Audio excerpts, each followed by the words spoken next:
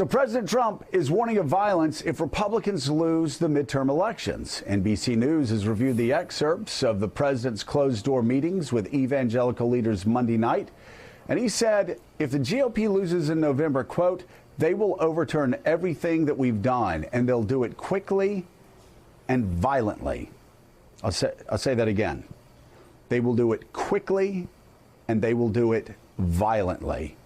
Jeremy Peters, this sounds an awful lot like what you were writing about a couple of weeks back when you said violence actually seems to permeate so many of these GOP ads. Their messages and the messaging is so grim about violence, crimes, drugs.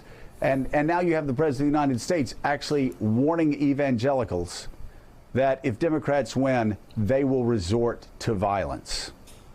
It's like it's 1968 all over again, Joe, in some of these Republican ads. It's this Nixonian dystopia that you see where violent mobs are raging in the streets. And the added element here, of course, is illegal immigration. And the argument that they're making is Democrats will abolish ICE. They will make your communities less safe. They will allow people like Molly Tibbetts, the college student in Iowa, to be murdered. This is the kind of chaos they will bring. And, by the way, they're also going to undo the election of 2016. And I think that's the ground on which a lot of Republicans want to fight this midterm election, to make it a referendum on 2016 all over again. Will you elect Democrats, allow them to win, and then have them turn around and impeach President Trump?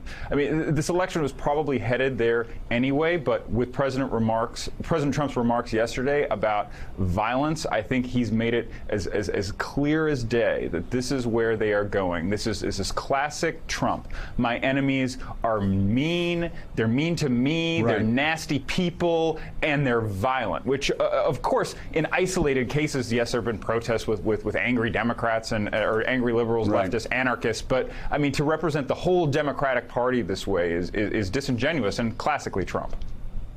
Well, and Heidi, I don't understand actually why any Republicans would follow Donald Trump down this rat hole, because this is something that Ed Gillespie, a man who served his country for decades and served it well, he was a conservative, yes, but he was respected by people on both sides of the aisle. The last 2 weeks, he trashed his reputation. I'm sure he'll get it back, but the last 2 weeks, he trashed his reputation trying to be Donald Trump, a Donald Trump figurine in Virginia, talking about Confederate statues and MS-13, and he got trounced at the polls. This doesn't work for people unless they are Donald Trump, does it? It doesn't work in every election, although it's worked certainly for people like Ron DeSantis. But with the invocation of the violence, Joe, do you remember the rigged election? Do you remember the entire run-up to 2016 when Donald Trump was talking about a rigged election? That was exactly what he's doing here, which is to excite his base, to stir resentment, to make them feel like they have been wronged and that they're being cheated. And he's doing the same thing in the run-up to this election, except this actually is not the same Donald Trump in 2016, because he had a two-pronged message. It wasn't just the racial resentment and the race baiting. He actually had a populist economic message, and we've seen that completely divorced from the Donald Trump that we see today. And so I think that's an important note to make for this reason, because it cuts both ways. When we're talking about Florida, right, races like Florida, like Michigan, he's going to go down there and his only message is stirring racial resentment, right, and cultural division. What's that going to do? That is going to work on the other side of the ledger to reawaken the Obama coalition, because that was what Hillary Clinton failed to do. She failed to put the Obama coalition of young people and minorities back together. If you looked at the exit polls in critical swing states like Michigan, those populations didn't turn out. So if he's going to drop his economic message and simply stoke cultural divisions and racial divisions, he's going to ignite that coalition that was critical to past success for the Democratic Party. Right. And Elise, we saw that in Alabama, in what's traditionally been called the Black Belt of Central Alabama. Black voters came out in record numbers. I mean, in an off year. I mean, it's one of the most extraordinary things I've ever seen in American politics. In an off-year special election, when voting is supposed to be extraordinarily low for minority voters, in Alabama, black voters came out. They made the difference, elected the first Democrat to the United States Senate in a quarter century. Elise, when Donald Trump talks like this, all he's doing is revving up his base. It's just like I said yesterday, when he wouldn't lower the flag for John McCain, all he was doing was burnishing John McCain's legacy.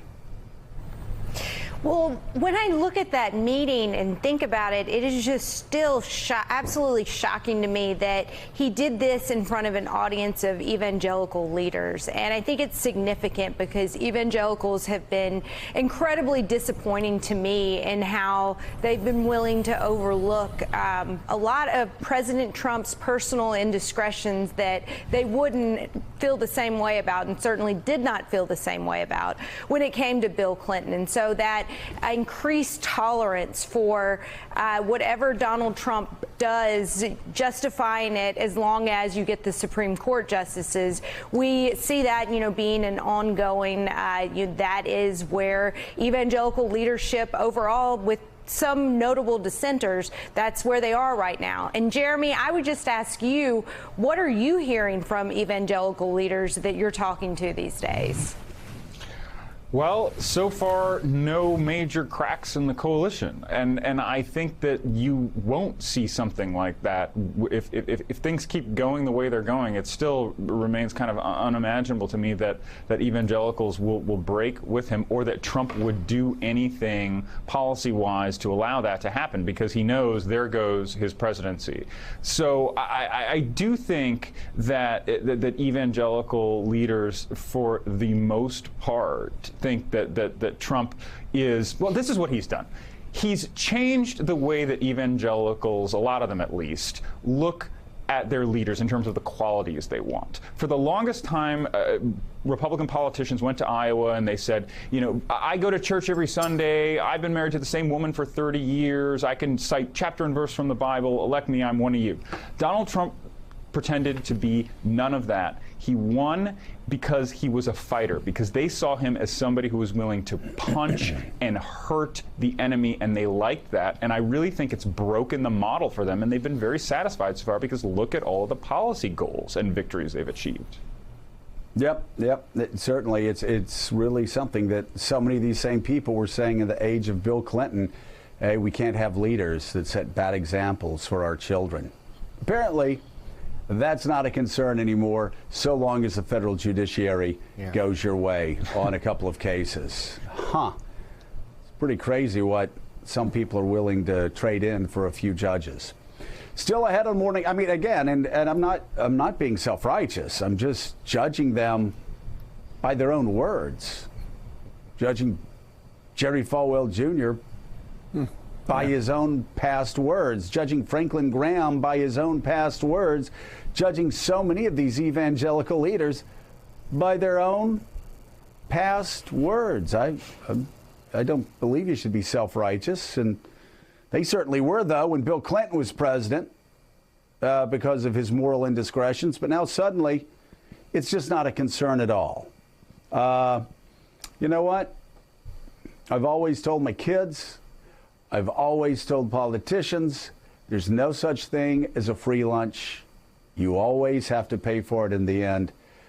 These evangelical leaders, I think they're no exception to that rule. I think a lot of people in their churches 4, 5, 6 years from now are going to look at some of the things they said in the middle of the age of Trump and ask some serious questions about where they were and why they sold out for political power.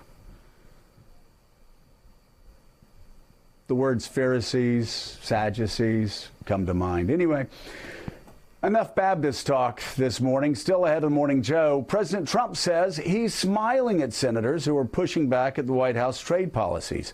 We're going to be asking Senator Chris Murphy if the joke's on the American people. Plus, the president reportedly revives the idea of firing Jeff Sessions. The Washington Post's Carol Leonnig joins us with her latest reporting on that and whether Sessions is really in danger of losing his job. You're watching Morning Joe. We shall return.